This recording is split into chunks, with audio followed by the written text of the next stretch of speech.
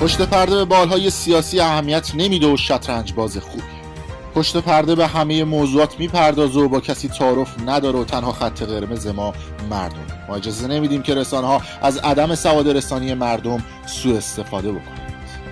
پشت پرده. تاریخ 26/2/1400 در واقع 26 اردیبهشت ماه جاری ساعت 3:25 بامداد حسب اعلام کلانتری 135 آزادی مبنی بر اینکه قطعاتی از یک جسد مرد در یکی از سرهای زباله سمت شهرک ایکواتان کشف شده. بلافاصله مأمورین به اضافه پاسپورت سیبیجقت، کارشناسان صحنه، شمال پزشکخانه کشتوریت و پلیس آگاهی به محل صحنه عزیمت شدند.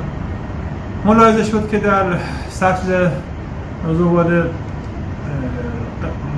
قطعاتی از یک جسد که شامل پا، دو دست و سرشانه بودن کشف شد. خب با توجه به آثاری که میتونستیم از انگشتان استفاده کنیم هویت به دست اومد و عرضم به خدمتتون با مراجعه به منزل آقای خرم‌الدین با صحنه با پدر مادرش صحبت کردم و بعد با آثار موجود که در منزل بود به این نتیجه رسیدن که میتونن در مزان اتهام قرار بگیرن. پس از بازداشت اونا اعتراف کردن که بابک که فرزند دوم خانواده بود، متولد سال 53 بود، یک کارگردان مستندسازی رو پس از بیهوش کردن با داروهای خواب‌آور و زدن ضربات چاقو مسلح کردن و به سطح زباله منتقل کردن. قسمتی از قطعات جسد تاکنون پیدا نشده. تحقیقات ادامه داره در این خصوص.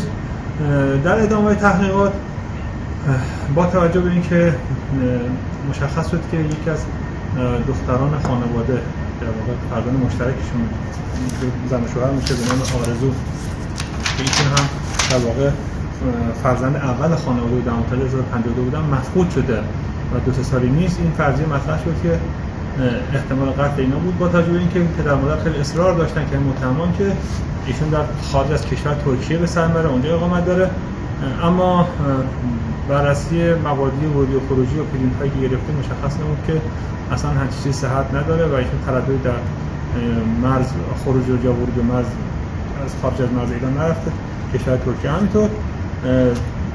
و در ادامه هم مشخص شد که اینا در واقع داماد خانواده که در واقع شوهر ارزان به خدمت همین آرزو میشده در واقع و در واقع پسر خواهرزاده متهم به قتل یعنی آقای خرم‌الدین بوده. در سال 90 هم ایشونو به قتل رسوندن. نحوه قتل فقط قتل هم در واقع به یک شکل بوده، به این صورت که با استفاده از داروهای خواب‌آور توسط همسر متهم به قتل مباشرت به قتل بیهوش میشده و بعد متهم ضرباتی وارد میکرده و بعد اجساد مسلح میشدن و به بیرون از خونه منتقل میشدن. در فقره دوم قتل که چون داخل در واقع آرزو دختر خودشون بوده اصلا اطلاع ندادن و به همه گفتن که ایشون ترکیه است. در فقره اول فقط صرف یک اعلام فقدان کردن و گفتن که ایشون افراد قاچاقچی رو به مرز می‌برده و تحت این پوشش فکر خانواده را از اینکه بیان شکایت مطرح کنن و ادامه بدن پرونده را منحرف کردن. در هر صورت در حال حاضر این دو نفر متهم با توجه به اعترافی که دارن به سه فقره قتل با قرار بازداشت موقت بازداشتن. تحقیقات ادامه داره در خصوص این دو فرد. ارزم به خدمتتون که جهت تست روحی روانی پزشک قانون بیرون منتقل شدن، روانشناسان پزشکانی معاینه کردن و اعلام نمودن که این از لحاظ روحی روانی مشکلی ندارن که در حدی که حالا من جنون دارن و خب همطوره که ملاحظه فرمودین در اظهاراتشون هم اعلام کردن که حتی ما از کردگی‌هاشون پشیمون نیستیم و در یک حدی هم پدر اعلام کرد که اگر بیرون بتونه بیاد و اگر ادامه پیدا می‌کنه جسد کشف می‌شد اون دو فرزند خودشون هم و به خاطر همین مسائل که بیان کردن، انگیزه‌ای که بیان کردن به قطع میرسن. انگیزه‌هاشون هم که به این صورته که اینا اعلام می‌کنن که صرفاً به لحاظ انگیزه‌ای که حالا مشکلاتی که این افراد داشتن، مخبرین داشتن، حالا مواد و ارتباطات نامتعارف و مسائل اینچنینی به قطع رسوندن و حالا این متهم مباشر اصلی یک اعتقاداتی به اون آقای بابک خرم‌الدین تاریخی داره که خیلی تعصباتی که رو اون فرد داره و که از این جهت هم از اسم بابک و فامیل رو عوض کردم. در صورت یک قتل کاملا داخل خانواده بوده و اختلافات خانوادگی بوده، بیرون از خانواده ارتباطی نداشته و انگیزه‌های غیر از انگیزه‌های شخصی خانوادگی انگیزه غیر از این نداشتن. تحقیقات ما هم همین نشون میده. بررسی انشالله انجام میشه که ببینیم که دقیقاً عکس بقیه کجا انداختن، آیا واقعا راست میگن در صف دوباره انداختن یا جای دیگه دفن کردن، که انشالله پرونده تکمیل میشه و به دادگاه ارسال بشه جهت محاکمه و صدور حکم قانونی. آقای دکتر، به عنوان یه سوال آخر، اینکه دیگر از این خانواده مفقودی ندارن که ممکنه مثلا اونم انجام بررسی اولیه ما نشون میده که فعلا مفقودی دیگه تو اعضای خانواده نیست. اینا 4 فرزند دارن، 2 نفرشون به قتل رسوندن، 2 تا دیگه زنده هستن و داماد خانواده که مفقود بوده چون خواهر بوده. حالا ما یه بررسی رو داماد اول، چون آرزوی که شوهر اولم داشته، که اینا مدعی هستن که اون شوهر زنده است، توقع هست، اونو بررسی می‌کنیم ببینیم که واقعا حیات داره یا نداره. قطعا اونم بررسی میشه و حالا فرضیات دیگه‌ای. بعد به نظر میرسه که محدود به همین 3 نفر باشن. گرچه ما تحقیقات ادامه میدیم. و اینکه میشه گفتش این قتل‌ها قتل سریالی هستش با توجه به مشخصات و انگیزه‌ها و ویژگی‌ها. تعریف اون قتل نمیشه گفت آوردش.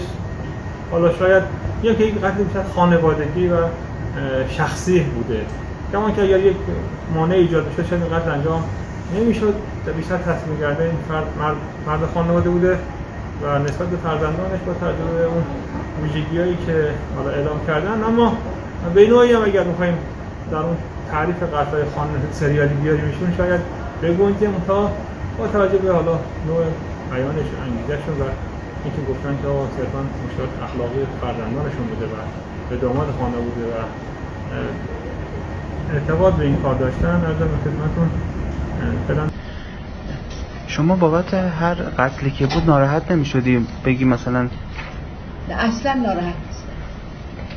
تو خیلی من زرش کشیدم، اذیت کشیدم از دستش خیلی.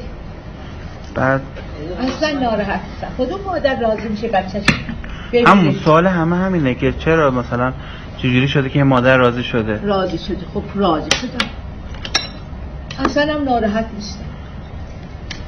اگه برگرده به قبل بازم شما همین کار میکنید؟ بله.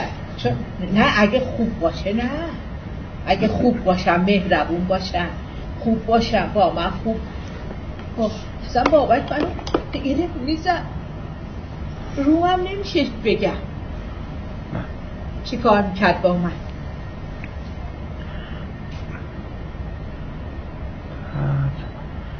رابطتون با شوهرتون خوبه؟ شما مشکلی ندارید؟ نه با شوهرم خیلی هم خوبه، خیلی خوبه شوهرم با من. یا منو بگیره بزنه یا خوشهای بد بده. نه این اول پیشنهاد کی میداد پیشنهاد قتلو؟ یه دوتایی با هم شریکی. خب اولین نفری که مثلا میگه خب مثلا به جایی رسیده که دیگه باید به قتل برسونیم کی بود؟ شوهرم گفت، منم گفتم باش، یعنی قبول کردیم با هم. فکر نمی‌کردی یه وقت لو بره؟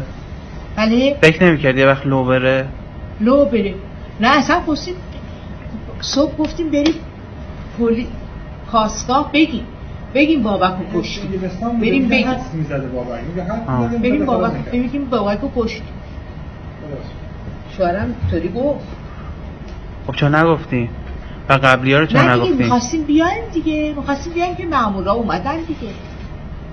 نه خب قبلی ها رو چرا نگفتی؟ قبلی ها رو دیگه نگفتیم دیگه. حالا یه نکته هم که مطرحه اینه که مثلا بابکشون در جریان بود، ممکن بود بره پلیس بگه اینجوری شده. نه بابک براش اصلا مهم نبود. خب نمیگفت خواهر من کجاست؟ براش مهم نبود. واسه نپرسید اینو؟ نپرسید. چرا فهمیده بود.